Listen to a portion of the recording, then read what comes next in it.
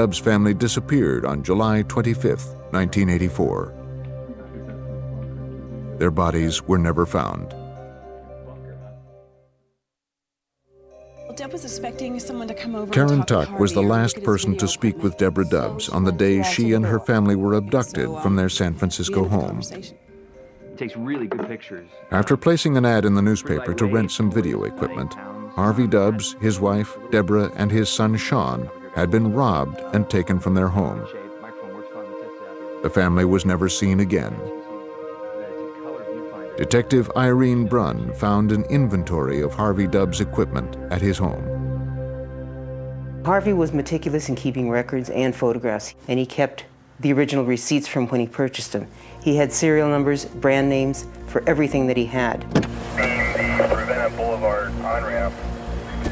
Harvey Dubs' detailed records enabled investigators to trace his equipment to Leonard Lake's cabin. But some video equipment was also found in Charles Ng's apartment. One of these pieces matched Harvey Dubs' inventory. The prosecution entered the video equipment into evidence. Since the Dubs' bodies were never found, the prosecution's strategy was to use overwhelming circumstantial evidence to tie Ng to the missing family. A case is like a puzzle. You have to start putting the pieces together so that the jury can get a clear understanding of what took place. And to prove a case, you have to fit enough pieces of the puzzle together so that a jury believes beyond a reasonable doubt that a particular defendant murdered or committed a crime. And focused our attention on this bunker. Sergeant Larry Copeland was called back to the stand. Well, when we first came on, he testified about the 7 burn sites they had found. He also described the hundreds of bone fragments he found, many of which had been crushed, burned, and scattered around the property. Judging from the size and number of burn sites, investigators suspected Lake and Ng had used fire to dispose of the bodies of many of their victims.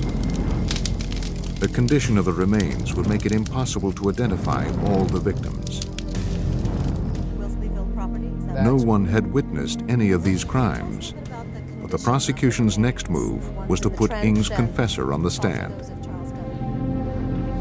During his Canadian prison term, Ng told Maurice LaBerge he helped Lake abduct victims and burn their bodies. LaBerge was the prosecution's key witness. His first-person account and the drawings Ng gave him would cement their case. But LaBerge died before the trial began. At the extradition hearing in Canada, LaBerge testified about everything Ng had told him. In a calculated move, the prosecution argued to have the written transcripts of LaBerge's Canadian testimony read into the record. Despite the defense's strong objections, the judge ruled to admit the transcript. Sergeant Raymond Monroe, the Royal Canadian Mounted Police, took the stand and read LaBerge's prior testimony. In the transcript, LaBerge described how Ng gave him the grotesque cartoons and spoke of the crimes he committed, including the videotaped sessions with Kathleen Allen and Brenda O'Connor. Following statement. He told me that the videotape shows a female complaining that it's too warm, and he had a butterfly knife, he called it. He flicked it open and cut her clothes off. Thank you. Maurice LaBerge was a career criminal who served repeated terms for robbery and sexual assault. On cross, Kelly attacked LaBerge's credibility. Isn't it true that Maurice LaBerge had an extensive criminal history? Objection, Your Honor. We've already established that. Overruled. Thank you. Sir, isn't that correct? Yes, sir. And isn't it also true that as part of an agreement with the Canadian government to enter the Witness Protection Program that Maurice LaBerge received $36,000? I believe that was the deal that we struck with him, yes. Kelly implied that LaBerge's testimony had been bought and paid for. Sexual assault and robbery? Yes, it is. And do you recall offhand What, if any, contents were retrieved from the automobile at the site of the accident? There was $20,000 in cash found in the vehicle. $20,000 in cash? Kelly's cross-examination had been successful in insinuating that LaBerge would say anything for money. You're a career police officer. Although the prosecution's key witness had taken the stand by proxy, Yes, sir. they now feared the defense attack had destroyed his credibility. Isn't it true? Sergeant Monroe was one of the prosecution's last witnesses. Had numerous convictions for After presenting their case for 12 days, the prosecution rested. On November 17, 1998, William Kelly began presenting Ng's defense to the jury. He had a relatively simple strategy to prove that Leonard Lake was the real killer and Ng was just a bystander. First, Kelly called a series of women to the stand. Yourself to the jury, please. Each testified as to their bizarre sexual encounters with Leonard Lake. The women spoke of his interest in bondage and taking lurid photographs. One woman had a year-long relationship with Lake and posed for dozens of photos. She explained she left him because of his frightening fantasies involving sex and death. So that would have been 15 years ago. Another woman testified that Lake had threatened to rape her and that he believed in human sacrifice. And he had come over with some people that they knew. The testimony painted Lake as the monster and established that none of the witnesses had even met Charles Ng. Thank you. Another witness testified that he had seen Lake verbally abuse Ng, working as sort of his assistant or helper. helping the defense establish that Ng was subservient to Lake. By calling witnesses who had often seen Balaz with Lake at the cabin, the defense attempted to show that Balaz herself was an accomplice to Lake. Kelly also used this testimony to demonstrate that Ng spent little time at Leonard Lake's cabin.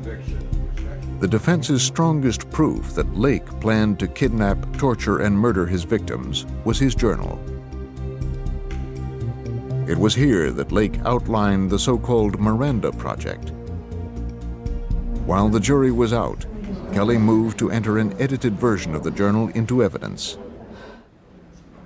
Because the edited version eliminated references to Charles Ng, the judge resisted. I believe the court should eliminate misleading evidence. And this edited diary could do just that, if it is intended to show that Leonard Lake killed all 12 victims without the help of Charles Ng. I believe the diary needs to be excluded. Most of it is just pure junk. But the diary shows that Lake was thinking of the fantasy for 20 years. The jury knows what Lake planned. This edited diary is inadmissible. Kelly's attempt to put Leonard Lake on trial appeared blocked. But he countered the prosecution's strategy with his next witness. In his opening statement, Kelly asserted Claralyn Balaz knew of the Miranda Project and helped Lake recruit women to photograph. Kelly believed she played a far more active role than she admitted and asserted it was Balaz, not Ng, who was Lake's accomplice. The prosecution had not called her as a witness, so as Balaz took the stand, everyone in the courtroom, including the prosecution, wondered what she would say. Then Kelly read the immunity agreement. I'll read it to the jury.